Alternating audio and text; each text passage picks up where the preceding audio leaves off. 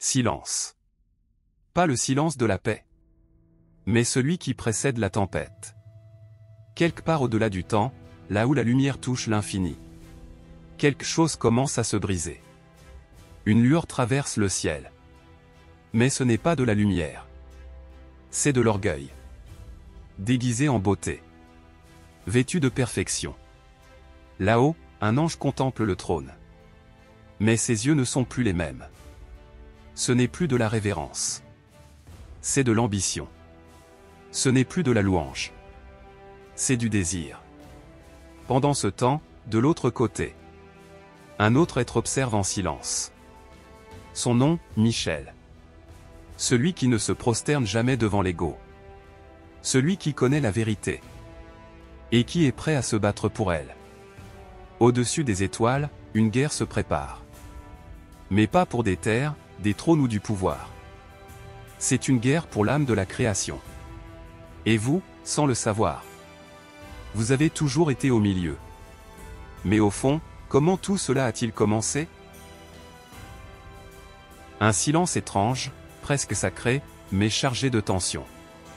Ce n'est pas le silence de la paix. C'est celui qui plane juste avant que tout bascule. Bien au-delà des étoiles visibles, là où le temps ne suit aucune horloge humaine, un royaume existe. Un royaume de lumière, d'harmonie, d'intelligence pure.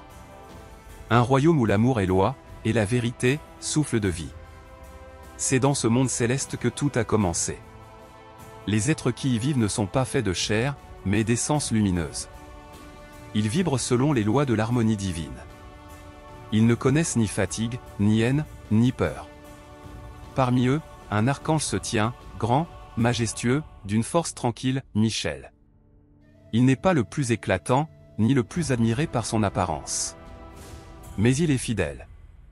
D'une fidélité absolue à la source qui l'a créé. Son nom même est une question, qui est comme Dieu? Et dans cette question, se cache toute sa mission. Mais un murmure s'élève. D'abord discret.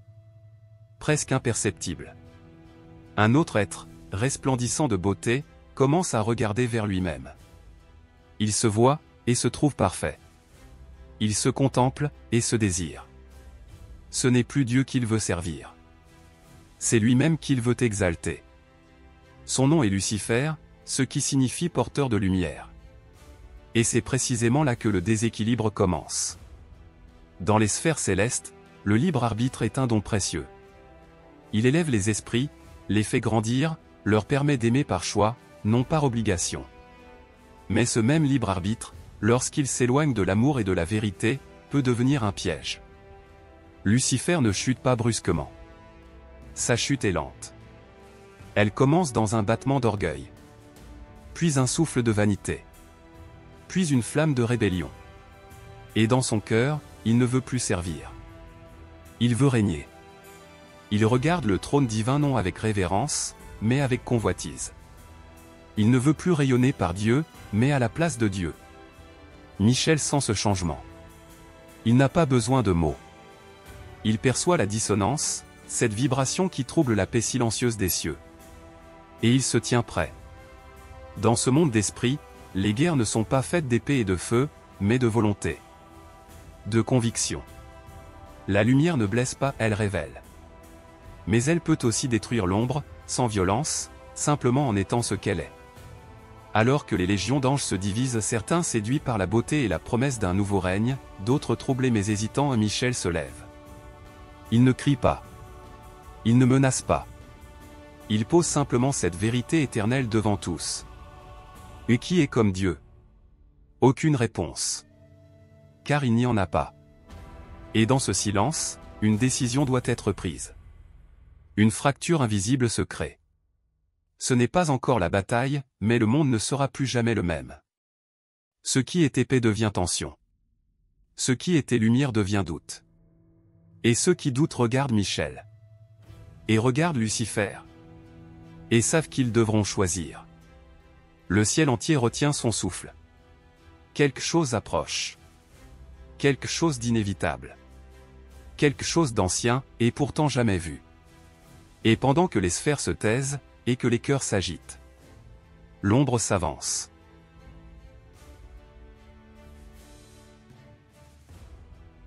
Il était le plus éclatant de tous. Ses ailes semblaient tissées d'aurore. Sa voix résonnait comme une mélodie céleste. Son regard, pur, profond, captivait les esprits autour de lui. On l'appelait Lucifer, celui qui porte la lumière. Il n'était pas seulement admiré. Il était aimé. Créé avec soin, beauté et intelligence, Lucifer faisait partie des premiers. Il connaissait les mystères du royaume. Il volait près du trône. Il baignait dans la gloire divine, et chaque fibre de son être chantait la vérité. Mais quelque chose changea. D'abord, une pensée, à peine audible. Pourquoi ne serais-je pas aussi digne d'adoration? Puis, une sensation, un frisson d'auto-admiration. Regarde-moi. Je suis magnifique. Enfin, un désir. Et si je devenais plus que ce que l'on m'a confié? Et si, je régnais moi-même? Ce n'était pas un cri de rébellion. Pas encore. C'était un murmure. Un souffle doux, presque flatteur. La voix du moi. Du moi seul. Un poison invisible qui coule dans la conscience avec l'apparence du droit. Lucifer ne s'éloigna pas du trône d'un seul coup. Il resta là, présent, chantant, servant, extérieurement. Mais à l'intérieur, une ombre commençait à croître. Son adoration devenait performance. Sa lumière, reflet d'un ego gonflé. Son sourire, masque d'un cœur divisé. Et pourtant, il brillait encore. Peut-être même plus qu'avant. Car parfois, l'orgueil se déguise en lumière. Il se pare de charité, de beauté, de puissance. Mais son centre est vide. Il veut être admiré, non pour ce qu'il donne, mais pour ce qu'il semble être. Il exige, subtil, qu'on le reconnaisse comme plus important, plus nécessaire, plus digne. Le ciel n'avait jamais vu cela. Un être de lumière, qui se contemple plus qu'il ne contemple Dieu. Un esprit créé pour servir, qui rêve maintenant de dominer. Et cela ne reste pas en lui. Car ce qui vit dans l'âme finit toujours par se propager. Les autres anges le regardent. Ils l'écoutent. Ils sentent son charisme, sa conviction, son feu étrange. Il ne parle pas encore de révolte. Mais il insinue. Il pose des questions. Pourquoi devons-nous suivre aveuglément? Ne sommes-nous pas capables de choisir ce qui est bon par nous-mêmes? Et si un autre ordre existait?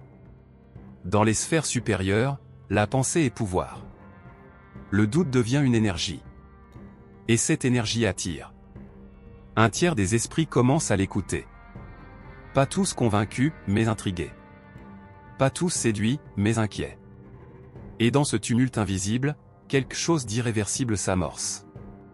La lumière de Lucifer, bien qu'encore éclatante aux yeux de tous, commence à vaciller à l'intérieur.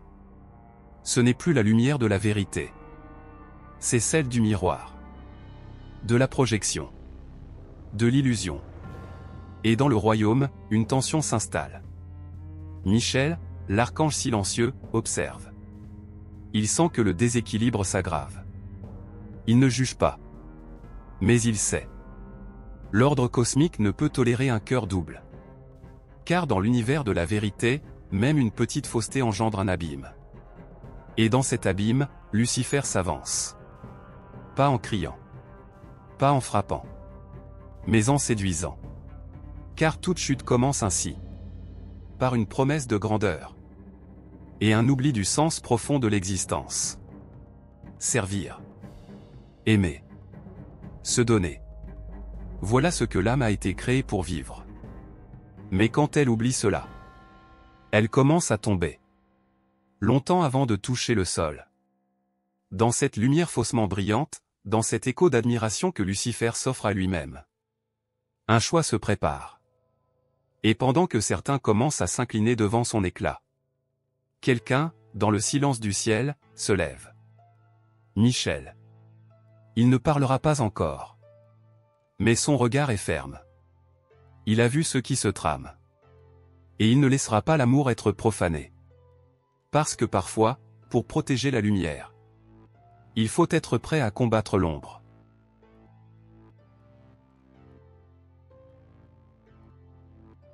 Un frisson traverse les sphères célestes. Il est imperceptible aux yeux humains. Mais pour les esprits de lumière, c'est comme un orage silencieux. La paix parfaite, autrefois naturelle, devient fragile. Les chants d'adoration perdent leur harmonie. Certains anges chantent encore, mais leur regard vacille. D'autres se taisent. Ils écoutent. Ils doutent. Lucifer ne crie pas. Il séduit. Il offre une vision séduisante, un nouveau monde où chacun déciderait pour soi, où la gloire ne serait plus centralisée sur un seul trône. Un monde où les plus puissants brilleraient seuls, sans avoir à se soumettre à une autorité supérieure. Certains l'écoutent. Ils n'ont pas encore choisi, mais leur silence en dit long.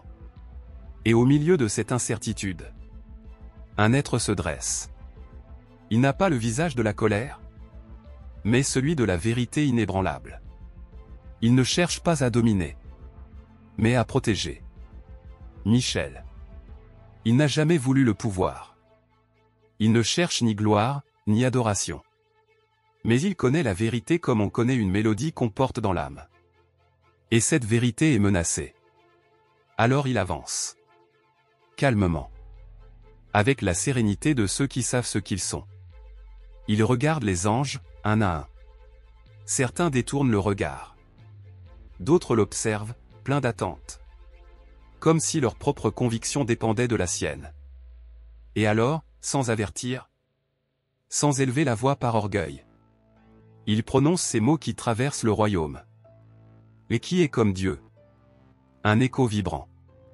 Une onde de lumière. Un rappel brutal et sublime. Pas une insulte. Pas une attaque. Mais une déclaration. Un cri d'amour. Un cri de loyauté. Qui est comme Dieu? Qui oserait croire pouvoir égaler la source de toute vie? Qui, parmi les créatures, pourrait prétendre au trône de l'Éternel? Ce cri résonne au plus profond des consciences. Il ébranle ceux qui doutaient. Certains, en l'entendant, sentent leur cœur s'aligner à nouveau avec la lumière. D'autres reculent, car leur orgueil a déjà franchi la ligne du retour. Ce moment marque un point de bascule. Michel n'a pas convoqué une armée. Il n'a pas menacé. Il a simplement dit la vérité. Et cette vérité a divisé.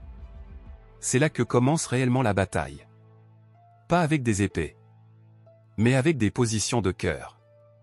Car défendre la vérité demande un prix. Celui de se tenir droit. Même quand ceux qu'on aime s'égarent. Celui de se dresser. Même quand l'indifférence semble plus confortable. Et surtout, celui d'aimer assez le bien pour risquer le rejet, la solitude, l'incompréhension. À ce moment précis, Michel devient plus qu'un archange. Il devient un symbole. Le gardien de la fidélité. Le phare pour tous ceux qui, un jour, auront à choisir entre ce qui brille et ce qui est vrai. Et sa voix, bien qu'éphémère, reste gravée dans la mémoire des cieux. Étoile rutilante chère âme, toi qui lis ou écoutes cette histoire.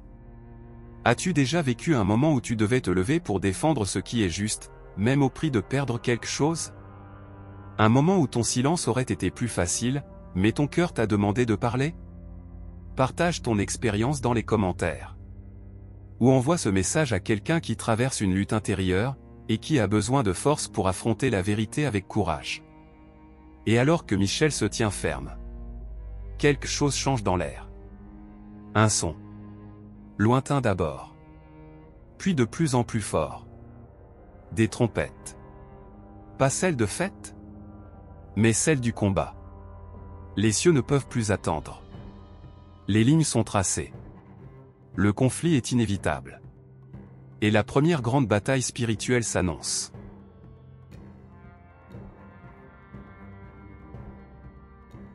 Le ciel n'est plus calme. Les vibrations ont changé. Les chants se sont tus. Et dans le silence chargé d'électricité, un grondement se fait entendre. Non pas dans les oreilles, mais dans les cœurs. Ce n'est pas une guerre comme celle des hommes. Il n'y a ni épée de fer, ni armure de métal. Il n'y a pas de sang, mais il y a des blessures. Des blessures profondes, dans la conscience, dans l'âme. Les armées sont prêtes. D'un côté, Lucifer, plus éclatant que jamais, suivi d'une multitude d'esprits séduits, certains par ambition, d'autres par confusion. De l'autre, Michel, debout, inébranlable, entouré de ceux qui ont choisi la lumière pas par peur, mais par fidélité. Il n'y a pas de cri de guerre. Mais il y a un souffle. Un souffle sacré qui traverse les cieux, lorsque Michel lève la main et plante son étendard dans le firmament. À ce moment précis, un frisson sacré traverse les rangs des anges de lumière. Comme si la force du Créateur lui-même coulait à travers eux. Ce n'est pas une puissance de destruction. C'est une énergie de vérité, de pureté, de clarté. Une lumière si forte qu'elle ne brûle pas, mais révèle. Face à elle, les masques tombent. Les rebelles, éblouis, vacillent. Ceux qui doutaient encore voient, en un instant, ce que leurs illusions cachaient. Lucifer ne brille plus de la lumière de Dieu. Il brille de lui-même, et cette lumière ne réchauffe pas. Elle consume. Et alors, sans un mot, la bataille commence. Ce sont des vagues de pensée. Des éclairs de volonté. Des chocs de conscience. Chaque mouvement, chaque intention, pèse dans la balance. Il ne s'agit pas de détruire, mais de rétablir l'équilibre. Et pourtant, le combat est rude. Car le mal, même fondé sur un mensonge, peut être porté avec une conviction féroce. Et cette conviction fait trembler les cieux. Michel avance. Pas pour vaincre, mais pour restaurer. Pas pour écraser, mais pour rappeler. Il est le gardien de ce qui est juste. Non par supériorité, mais par service. Chaque fois qu'il lève son regard, ses compagnons reçoivent une force nouvelle. Non pas une force de domination, mais une force de fidélité. Et les rangs ennemis, bien que vastes, commencent à reculer. Car la lumière, quand elle s'intensifie, ne laisse plus de place à l'ombre. Mais la bataille n'est pas seulement extérieure. Elle se joue aussi dans les cœurs de ceux qui combattent. Certains esprits hésitent encore, déchirés entre leur admiration pour Lucifer et leur amour pour la vérité. C'est une guerre intérieure. Entre l'orgueil et l'humilité. Entre le désir d'être vu. Et le choix de servir en silence. Et c'est là, dans ce champ invisible, que se livrent les combats les plus intenses. Puis, dans un éclat final de lumière, le cri silencieux de Michel traverse les cieux. Pas un cri de triomphe. Un cri de justice. Une onde se répand. Les esprits rebelles sont arrachés du royaume. Ils chutent. Non pas par vengeance, mais parce qu'ils ne vibrent plus à l'unisson du ciel. Leur choix les éloigne. Et alors, un calme étrange retombe. Pas un calme de paix. Un calme d'après-tempête. Le genre de silence où l'on réalise ce qui vient de se passer. Où l'on sent que quelque chose de sacré a été protégé. Mais à un prix. Michel reste immobile. Il ne célèbre pas. Il prie. Il veille. Car il sait que la lumière a triomphé ici. Mais que la guerre n'est pas terminée. Un frisson traverse la création. Car les esprits déchus ne disparaissent pas.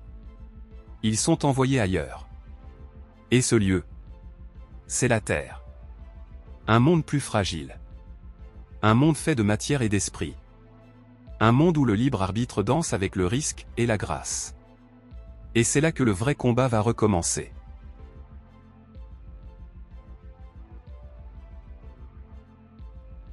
Un souffle long, profond, traverse les cieux. Le tumulte s'est apaisé.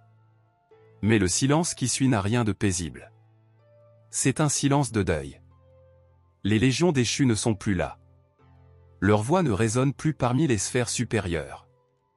Leurs regards orgueilleux se sont éteints dans le vide. Et leur chute a commencé. Lucifer, jadis porteur de lumière, emporté par sa propre illusion, n'a plus d'endroit dans le royaume de la clarté. Ce n'est pas une condamnation par vengeance, mais une conséquence naturelle. Car nul ne peut rester là où la vibration de l'âme n'est plus en accord avec la lumière. Et alors, il tombe. Comme des étoiles arrachées au ciel. non par colère divine, mais par résonance. Leur destination n'est pas l'anéantissement, mais la terre. Un monde jeune. Un monde de matière et de souffle. Un monde où l'âme peut encore choisir. Où l'erreur peut devenir le tremplin de l'éveil. Un monde d'apprentissage. C'est là qu'ils seront envoyés. Non comme maîtres, mais comme exilés. Michel regarde. Il ne crie pas victoire. Il ne tourne pas le dos. Il contemple la terre. Cet écrin fragile où les lois spirituelles se mêlent aux lois physiques. Il sait que les esprits déchus chercheront à y semer la confusion. À séduire, à diviser, à reproduire leur révolte dans les cœurs humains. Mais il sait aussi que l'homme porte en lui une étincelle éternelle. Une flamme que même l'obscurité la plus profonde ne peut éteindre.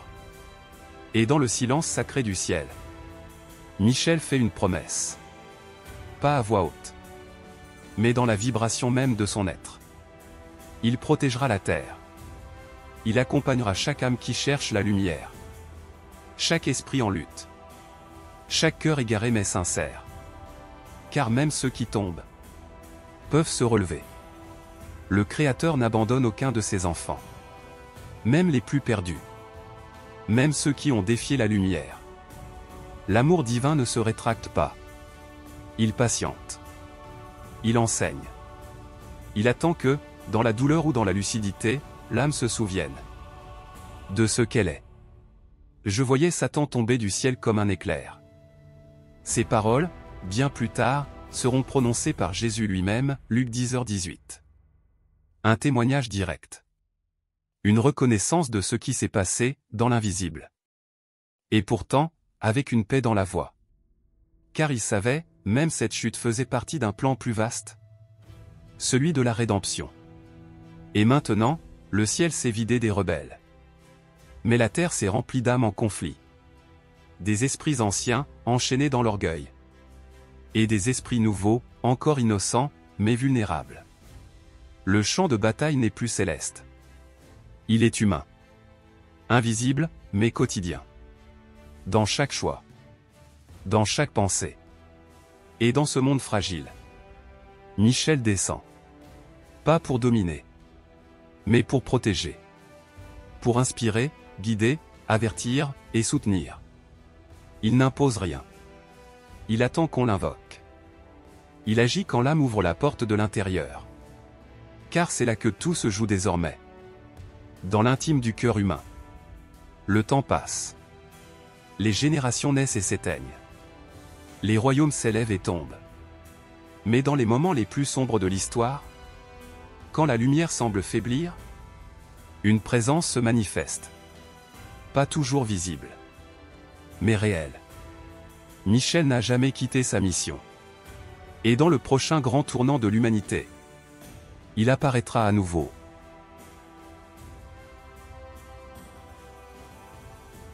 Le vent souffle sur Babylone. Les pierres brillantes des palais ne disent rien. Mais l'air, lui, murmure.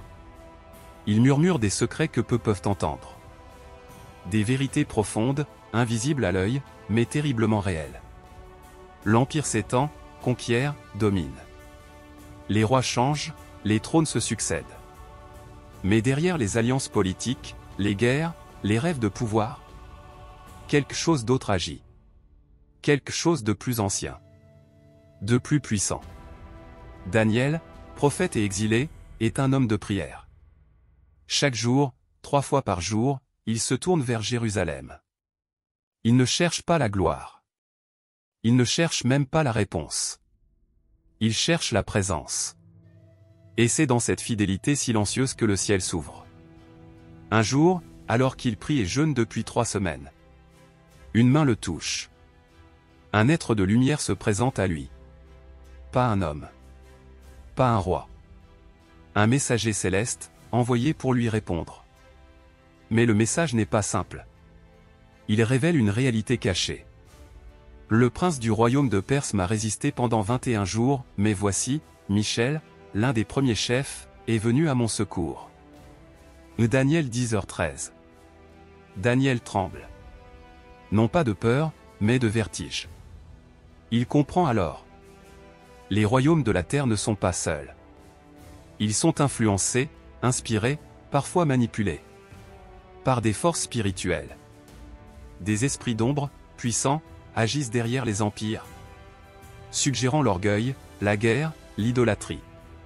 Mais heureusement, ils ne sont pas les seuls à agir. Michel est là. Pas sur un trône, mais dans les coulisses du monde. Il lutte, pas contre des hommes, mais contre les puissances invisibles qui cherchent à égarer les peuples. Il ne vient pas empêcher la souffrance, mais fortifier les âmes au milieu d'elles. Il ne supprime pas les épreuves, mais veille à ce que le mal n'ait pas le dernier mot. Daniel, bouleversé, note chaque parole. Son cœur est lourd, mais sa foi est plus forte. En ce temps-là se lèvera Michel, le grand chef, le défenseur des enfants de ton peuple. Daniel 12h01. C'est une promesse. Pas seulement pour Israël, mais pour tous ceux qui cherchent la lumière au milieu de l'exil. Quand la douleur semblera écraser la foi. Quand les royaumes terrestres sembleront invincibles. Quand la vérité sera menacée dans le cœur même des justes. Michel se lèvera. Et il ne combattra pas avec des épées. Il viendra avec la force de ceux qui se tiennent debout sans haine. De ceux qui ne cèdent pas à la peur. De ceux qui prient même en silence. Sachant que la prière, même faible, même tremblante, renforce les colonnes de lumière dans le monde spirituel. Car oui, derrière les événements que nous voyons, il y a des influences invisibles. Mais chaque pensée pure, chaque acte d'amour, chaque prière sincère, sont des armes de lumière dans cette guerre silencieuse. Et même si nous ne voyons pas Michel, il entend, il veille, et il agit. Les siècles passent. Les prophètes se taisent. Une longue attente s'installe. Mais bientôt, un enfant naîtra dans une crèche. Et quand les ténèbres chercheront à l'atteindre dès son premier souffle, un certain archange sera là.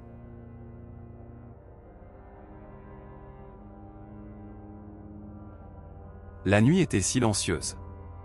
Pas une nuit comme les autres. C'était un silence suspendu, un souffle retenu dans l'univers. Là, dans une étable oubliée par les puissants, un enfant venait de naître. Mais ce n'était pas n'importe quel enfant. C'était la lumière incarnée. Et dans l'invisible, une présence veillait. Une silhouette faite de clarté pure. Immobile, mais éveillée à chaque mouvement. Son regard embrassait le monde matériel sans y appartenir. Il n'avait pas besoin d'agir pour exister. Il protégeait. Michel, l'archange, était là dès les premiers battements de ce cœur humain. Il n'était pas au centre de l'histoire. Il n'avait aucun rôle sur la scène visible.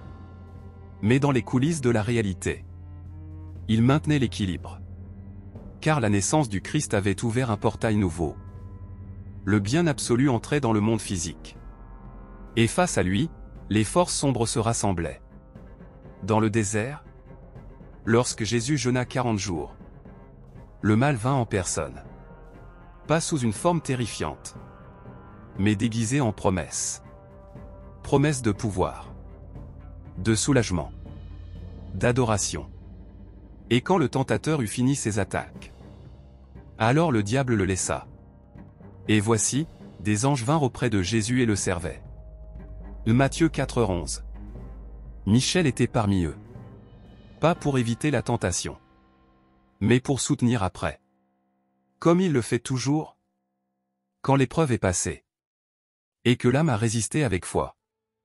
Mais l'épreuve suprême n'avait pas encore eu lieu. Des années plus tard, dans un jardin nocturne, le Christ, à genoux, sue du sang. Il ne doute pas, mais il souffre. Il presse le poids du monde. Il sent la peur humaine. Il embrasse la solitude. Et là encore, dans le moment le plus humain du Fils de Dieu, alors un ange lui apparut du ciel, pour le fortifier. Luc 22h43. Michel. Toujours discret. Toujours là. Et vient la croix. Là où l'amour se laisse percer. Là où le ciel se voile. Là où le silence de Dieu semble devenir abandon. Mais Michel sait. Il sait que ce n'est pas la fin. Il sait que cette douleur n'est pas une défaite, mais une victoire invisible. Il assiste à tout, sans intervenir, sans détourner le regard. Parce que ce moment devait arriver. C'était le point de bascule entre les ténèbres et la lumière. Le troisième jour. La pierre est roulée. Le tombeau est vide. La vie a vaincu. Et dans cette résurrection, Michel comprend. Le ciel et la terre ne seront plus jamais séparés. Le pont a été reconstruit. La grâce a ouvert une voie pour toutes les âmes. Et pourtant, le combat continue. Car si le Christ est retourné à la gloire, ses disciples restent dans le monde. Fragiles. Perdus. Menacés. Ils auront besoin de force. De courage. De protection. Et Michel prendra cette mission. Non plus comme gardien du Messie incarné, mais comme défenseur de son corps vivant sur la terre. Son Église.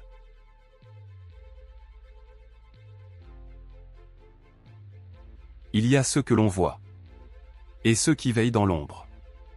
Il y a les héros chantés, sculptés, honorés. Et il y a les gardiens silencieux, ceux dont la lumière ne fait pas de bruit, mais dont la présence change le destin. Depuis l'ascension du Christ, le monde a poursuivi sa route, porté par la foi des simples, les larmes des justes, et les actes courageux de ceux qui, même faibles, ont choisi le bien. Et Michel n'a jamais quitté la terre. Il ne marche pas dans les rues. Il ne s'impose pas dans les événements. Mais il est là. Dans chaque époque. Dans chaque lieu où la lumière risque de s'éteindre. Lorsque les premiers disciples furent persécutés. Lorsque les martyrs tombèrent sans renier leur foi. Lorsque les enfants priaient en cachette. Et que les mères pleuraient en silence. Il y avait un souffle. Une chaleur. Une force douce qui soutenait. Et cette force portait le nom de Michel.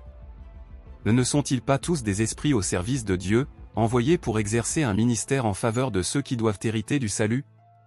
Les Hébreux 1h14. Oui. Des esprits veillent.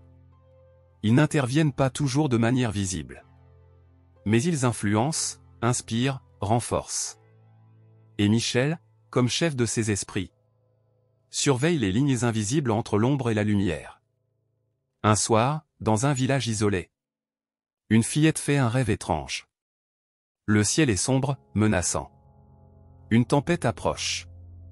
Mais au centre du village, debout sur la colline, un homme de lumière tient une épée brillante comme le jour.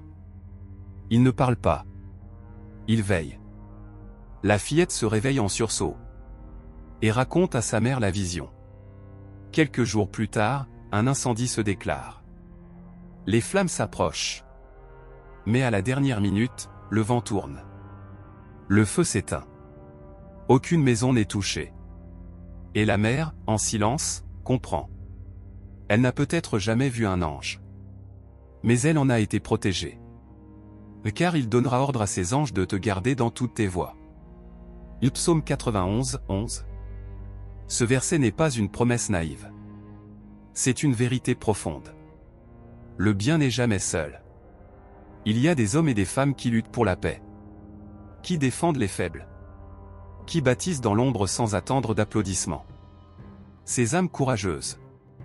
Michel les accompagne. Il souffle sur leurs craintes. Fortifie leurs choix. Et parfois, intervient sans qu'ils ne le sachent. Il a été là dans les catacombes de Rome. Dans les forêts des missionnaires. Dans les caves des résistants. Dans les hôpitaux silencieux. Et dans les cœurs brisés qui ont choisi d'aimer quand la haine semblait plus facile. Car il y a une vérité que les siècles n'ont pas effacée. Ceux qui marchent dans la lumière ne marchent jamais seuls. Et même si leurs noms ne seront jamais écrits dans les livres d'histoire, les cieux, eux, les connaissent. Mais toutes ces luttes, tous ces actes de courage, toutes ces défenses silencieuses, ne sont que les prémices d'un combat plus vaste. Car au-delà du visible, dans un monde que nos yeux ne peuvent encore comprendre, Le grand affrontement final approche. Et Michel, l'archange qui veille depuis le commencement, se tient prêt.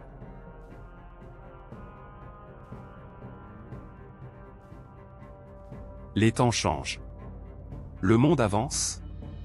La science progresse. Les villes brillent de lumière artificielle. Et pourtant, un frisson traverse l'âme collective de l'humanité. Quelque chose se prépare. Quelque chose d'immense. Quelque chose que les sens ne perçoivent pas, mais que les cœurs sensibles ressentent depuis longtemps. Dans les profondeurs du silence divin, la vision de Jean l'apôtre s'éveille comme une flamme. Le livre de l'Apocalypse ne raconte pas seulement des événements futurs. Il dévoile des réalités spirituelles, des mouvements intérieurs, des tensions invisibles qui grandissent avec chaque choix humain. Un malheur à la terre et à la mer. Car le diable est descendu vers vous, animé d'une grande colère, sachant qu'il lui reste peu de temps. L'Apocalypse 12h12. Oui, le mal est en mouvement.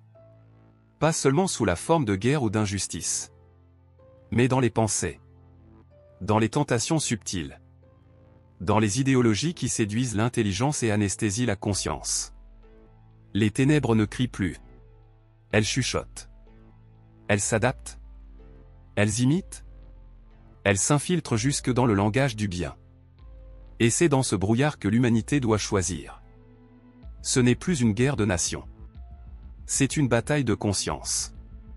Chaque âme devient un champ de bataille. Entre l'amour et l'égoïsme. Entre la vérité intérieure et la facilité extérieure. Entre la foi profonde et l'illusion du contrôle. La lumière ne s'impose jamais. Elle se propose. Et c'est là que réside le vrai poids de l'instant. La terre entière semble retenir son souffle. Des voix s'élèvent. Des avertissements retentissent. Mais peu écoutent vraiment. Le tumulte du monde couvre le murmure divin. Et pourtant, dans l'invisible, les armées se préparent. Les forces du bien ne sont pas inactives. Elles s'alignent. Elles observent. Elles attendent l'ordre. Ce sont des esprits de démons, accomplissant des signes, et qui vont vers les rois de toute la terre, afin de les rassembler pour la guerre du grand jour du Dieu Tout-Puissant. L'Apocalypse 16h14. Cette guerre n'est pas une fiction. Elle est spirituelle, universelle, et surtout, intérieure. Et au centre de cette mobilisation invisible, Michel se lève. Pas avec fracas. Pas dans la gloire humaine. Mais dans une force paisible et invincible. Comme celle d'une étoile qui brille au milieu de la nuit. Il rassemble ses compagnons. Les esprits fidèles. Les messagers de lumière. Non pour détruire, mais pour révéler. Car le but n'est pas l'anéantissement du mal, mais l'éveil des consciences. La terre tremble. Pas sous les pieds, mais dans les cœurs. Un pressentiment habite les âmes sensibles. Le monde est à la croisée des chemins. Et l'enjeu n'est pas simplement religieux, ni politique, ni moral. L'enjeu est bien plus grand. Il touche à la nature même de notre destinée spirituelle. Michel regarde l'humanité avec compassion. Il sait que chaque âme a son moment de lutte, de chute, de redressement. Et il n'est pas là pour juger. Il est là pour soutenir ceux qui choisissent la lumière. Même dans les ténèbres les plus épaisses. Le ciel s'agite. Les dimensions vibrent.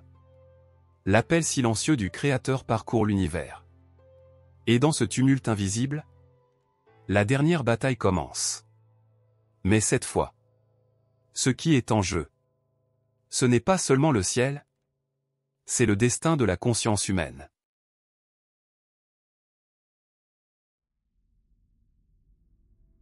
Tout devient silence. Mais cette fois, ce n'est pas un silence lourd ou menaçant. C'est un silence rempli d'attentes sacrées. Comme celui qui précède la première lumière du jour. Quand l'obscurité elle-même semble retenir son souffle. Les armées sont en place. Les ombres se sont rassemblées. Elles avancent, tordues par le mensonge, nourries par des siècles de peur, de haine, de pouvoir. Mais en face, il n'y a pas de peur. Il y a lumière. Michel est là. Calme. Droit. Fidèle. Son regard ne cherche pas à vaincre. Il cherche à éveiller. Il sait que la dernière bataille ne sera pas une explosion, mais une révélation. Depuis je vis le ciel ouvert, et voici, parut un cheval blanc. Celui qui le montait s'appelle fidèle et véritable, et il juge et combat avec justice. Les armées célestes le suivaient. L'Apocalypse 19, 11-14.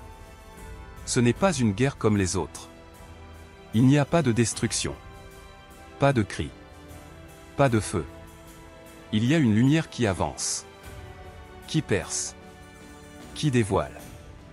Et cette lumière a un nom. L'amour. Les ténèbres tentent de résister. Elles hurlent, elles tourbillonnent, elles accusent. Mais elles ne peuvent rien contre ce qui est pur.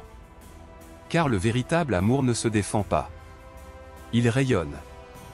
Il ne frappe pas. Il transforme. Et c'est là que tout change. Michel lève les bras. Pas pour lancer une attaque, mais pour accueillir la volonté divine. Il ne parle pas. Il se tait. Et dans ce silence, la lumière se déploie. Elle inonde les esprits. Elle dévoile ce qui est vrai. Elle efface les illusions. Elle embrasse même ceux qui l'ont rejetée. Et les ténèbres ne disparaissent pas dans un cri. Elles s'effondrent, comme une ombre qui recule devant le lever du soleil. Ne te laisse pas vaincre par le mal, mais sois vainqueur du mal par le bien. Le Romains 12h21. La victoire ne vient pas de la puissance. Elle vient de la vérité aimante. Elle vient de cette force douce et éternelle qui ne cherche ni récompense, ni vengeance, mais simplement à servir la lumière. Les justes, dispersés dans le monde. Ceux qui ont prié en silence. Qui ont aimé sans retour. Qui ont pardonné même quand c'était difficile. Ressentant une force nouvelle. Leur foi, souvent ignorée, devient une armure. Leur bonté, souvent incomprise, devient une lumière. Ils ne sont pas spectateurs de cette victoire. Ils en sont la cause. Michel sourit. Pas avec fierté. Avec gratitude. Il sait que ce n'est pas son épée qui a vaincu, mais l'amour de chacun. Dans le secret des âmes. Dans les gestes invisibles. Dans les luttes silencieuses du quotidien. Le ciel s'ouvre. La terre respire. Tout est plus clair. Plus simple. Plus vrai. La bataille est finie. La lumière a parlé. Et maintenant, alors que les cœurs se calment, que les âmes s'éveillent, une dernière question s'élève. Qu'est-ce que cette histoire a à nous dire, à nous qui vivons ici, maintenant? Qu'est-ce qu'elle change, dans notre propre chemin?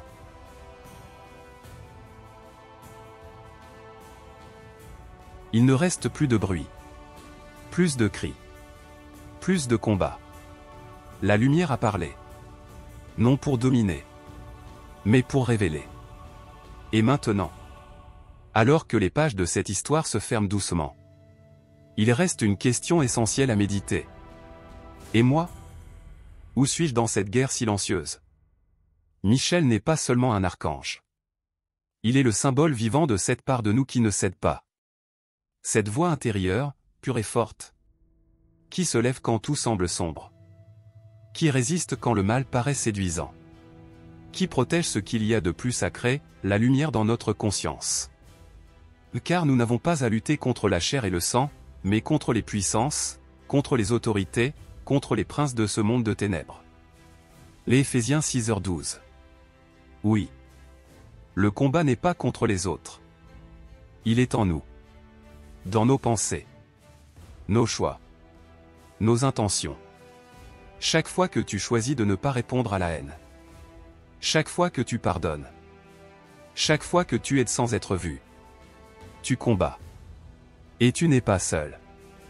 Il y a, autour de toi, et parfois en toi, des présences invisibles, silencieuses mais puissantes, qui soutiennent ta marche. Je puis tout par celui qui me fortifie. Les Philippiens 4h13. La foi n'est pas une échappatoire. C'est une force intérieure. Elle ne t'éloigne pas du monde, elle t'y ancre avec profondeur. La lumière luit dans les ténèbres, et les ténèbres ne l'ont point arrêté. Jean 1h05. Voilà la promesse. Non pas que tout sera facile, mais que la lumière, aussi discrète soit-elle, ne sera jamais éteinte, tant que quelqu'un choisira de l'incarner. Alors, que faire de cette histoire? Voici quelques chemins. Affronte tes propres démons, non avec violence, mais avec sérénité. Rappelle-toi que la colère intérieure se dissout mieux par la lumière que par la lutte. Prie. Même si c'est en silence. Même si tu ne sais pas quoi dire. Une âme en prière devient un phare invisible dans un monde troublé. Fais le bien, sans chercher les projecteurs. Chaque acte d'amour est une épée de lumière dans cette guerre invisible. Sois vrai. L'honnêteté du cœur est l'armure la plus pure que l'on puisse porter. Michel est réel. Non seulement dans les Écritures, mais dans chaque être humain qui choisit la lumière au lieu de l'ombre. Il est le reflet de ces esprits élevés qui nous guident. Non par obligation, mais par amour. Et lorsque nous ouvrons notre cœur, quand nous disons intérieurement « Je veux grandir, je veux comprendre, je veux servir », alors, ils viennent. Ils ne font pas à notre place. Ils marchent avec nous. Car la véritable évolution de l'âme n'est pas magique. Elle est progressive, patiente, volontaire. C'est une œuvre d'amour. Un chantier intérieur. Un choix, renouvelé chaque jour. De devenir un peu plus lumière. Même dans un monde parfois couvert d'ombre. Alors souviens-toi. Tu n'es pas faible. Tu es en chemin. Et le guerrier est en toi. Et maintenant que tu connais le chemin de Michel, pourquoi ne pas découvrir celui d'un autre archange oublié, mais profondément lumineux? Index revers pointant vers la droite blanc, clique sur la vidéo qui s'affiche à l'écran et laisse-toi toucher par l'histoire de l'ange Uriel. Le porteur de la sagesse divine. Celui qui éclaire les consciences dans les ténèbres de l'ignorance. Une révélation t'attend.